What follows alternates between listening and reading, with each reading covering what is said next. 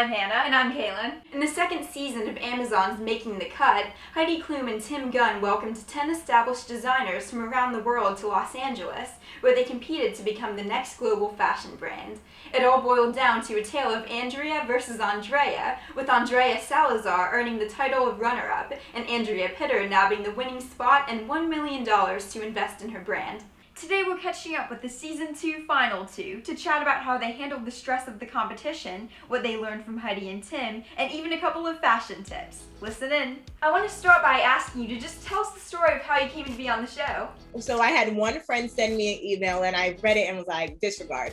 Then another person sent me an email and I was just like, that's odd. And then someone sent me a DM and I was just like, what is up with you people? And this is when I decided, let me take it seriously. And I read the requirements. I read what the show was about. And I was just like, hold on, they might be onto something. This is good.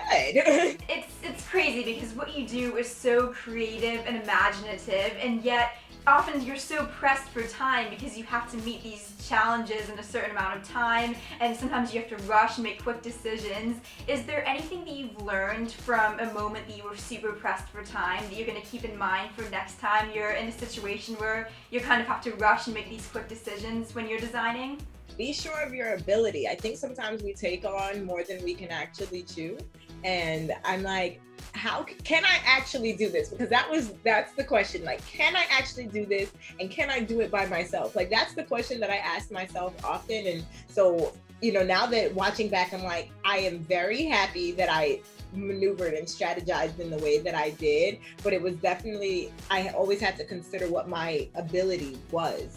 If you want to have big achievements in your life, you have to effort. So I always think about that. Like, I have to challenge myself and I have to be better every day. Is there something that you learned specifically from either Heidi or Tim that most stays with you now as you move onward and upward in your career? There was definitely a moment where Tim was like, Andrea, you're consistent, and that does matter, because it was wearing on me that I wasn't winning and I was coming in second every episode, and he was just like, but you're consistent. And I think I had to kind of be like, you're right, consistency does matter. We see the end of summer in sight now, so I want to ask you, what do you predict will be the biggest fall trends that we should start budgeting for? It should be all the things that I designed and that you can buy. Good answer. On my Amazon store. So I'm hoping that everyone's shopping camo sequin and houndstooth and finding pieces that they absolutely love. I'm less of a trend buyer and more of a feel-good buyer. If it makes me happy and I feel good in it, that's the kind of thing that I want to wear. So I'm hoping we see more people embracing their individual styles versus trends. Do you have 3 key basic items that you say are worth putting that extra money in and splurging? And it's funny that we say basics because that is so not what you're known for. Yeah, exactly. Okay, I like to save my money for the thing that I feel like is gonna make me happy for the longest. So it doesn't have to be like the thing that I might wear the most, but it's gonna be the thing that sparks as much joy when I do get to wear it. So it might be like a really cool handbag. It might be an awesome blazer like this one. Or it might just be something that I carry around with me like a piece of jewelry. So it really, really depends, but I spend my money on joy. You're like the Marie Kondo of fashion design. I think that's contagious to people who watch too. And that's most important than Yeah. any other trend. I love to invest in elevated basics, like different basics that like gives you that comfort, but like style at the same time. So I think 3 pieces will be for sure like a white color shirt is like a must for me for a day-to-day daily basis.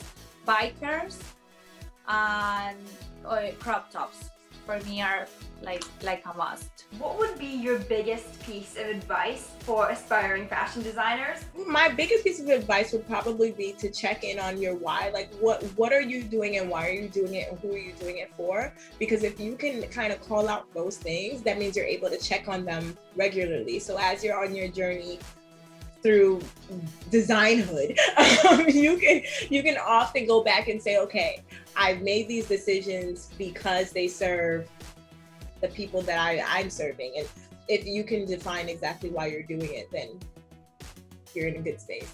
Don't stop dreaming and don't stop working, because if this is your dream, you gotta work very hard.